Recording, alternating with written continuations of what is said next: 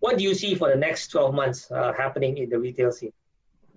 Well, I definitely see things being suppressed for very highly suppressed for the next 6 months, with the second half holding a little bit of hope. I mean, let's just hope the vaccination rollout is a little bit faster, and we get it under control. A lot depends on how serious, which we don't have full visibility to, our whole situation is right now, locally, right?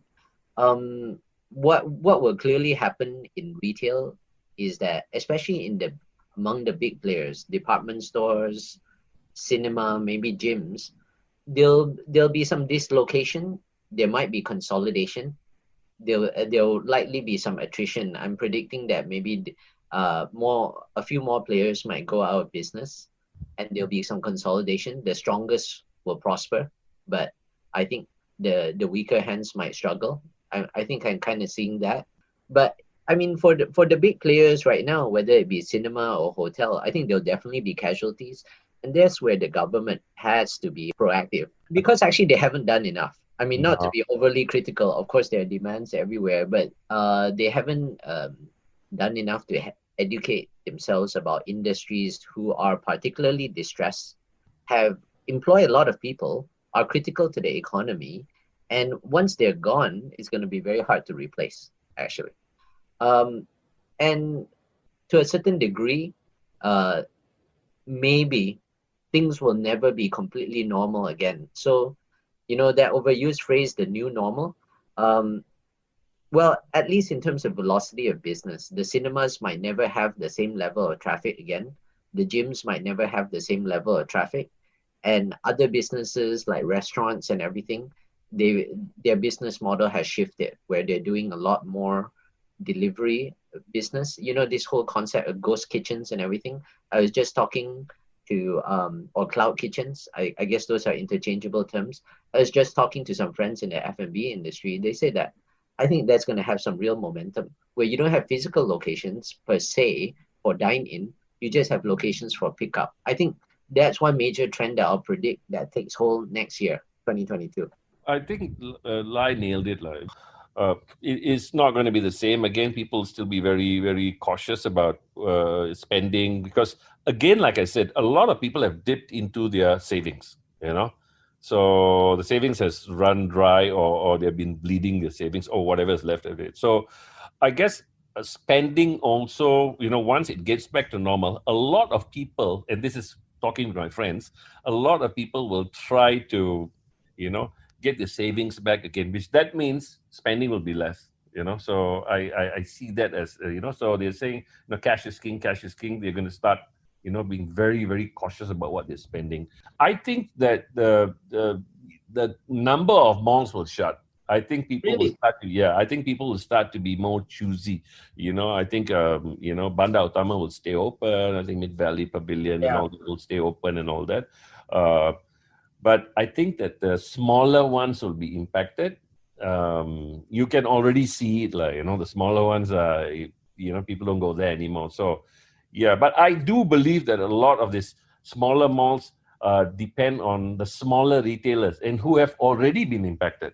The bigger malls like Pavilion, they've got all these, large scale Gucci's and what you might call it there. So they will probably stay open. But the smaller ones, a guy who has for the last 9 months couldn't pay his rental, lost his stuff, lost his goods. What's he going to do? I had a friend. I had a friend who opened a restaurant in a mall 2 weeks before MCO. Spent about $350,000 to start up, and he's bankrupt now. Wow. So I agree with Lai. There are new components of new industries that will start to pick up a little bit. I like the idea of ghost kitchens and stuff. I have a friend from Singapore is already going to be starting it here, so that's going to be happening.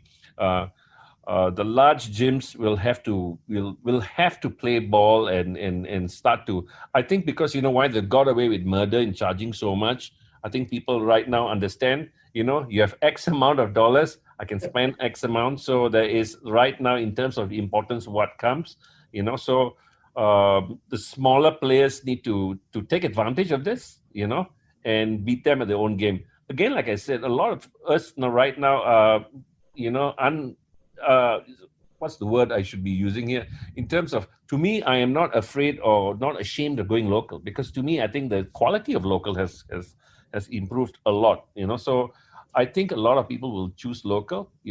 So and coming back to the government, yes, they've not helped enough. But one thing they can do is to actually drive local consumption heavily. So this will probably, only if they do that, the small boys are going to come up. The multinationals and the big corporations will survive because they've got backups. For me, my observation is this: I think that when the first MCO was implemented in March last year, I think everybody thought that, oh, this will maybe will be for a few months. This will blow over, and then we'll be back to normal by the towards the Me end of too. the year. Yeah, Me too. everybody. I think Yeah. everybody, individuals as well as businessmen. I think now with the second MCO, I don't think anybody is complacent anymore, and I think that there's a realization on everybody's part that, look, we're in this for the long run.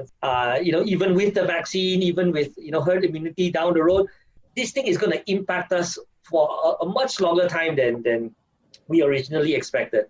And so, especially with the imposition of the second MCO, it will wake a lot of people up. I think a lot of retailers will say, I really got to do something. Whether they can and whether they have the ability to adapt and to innovate is another question. But I think that nobody thinks this is going to blow over in a few months and that, okay, things will go back to normal. No, I don't think anybody thinks things will go back to normal anytime soon. Totally right. Yeah. I think just to conceptualize this or to put it in the frame here, I think there can't be a single source of where you sell stuff. There's got to be multiple points of where you can, you call it the multi-hustle here. You have to sell everywhere. You have to sell on Instagram, you got to sell on Facebook, you got to sell on Shopee, you got to sell on True. you got to sell on everything. Yeah. The single hustle has died. You have to Multiple points. Yeah, multiple points. A guy I know who is selling honey, who is honey, normal honey. He's selling it on Shopee, selling it on Instagram. He bought Facebook ads, and I'm asking him, where is your biggest point? He says, I make from everywhere now.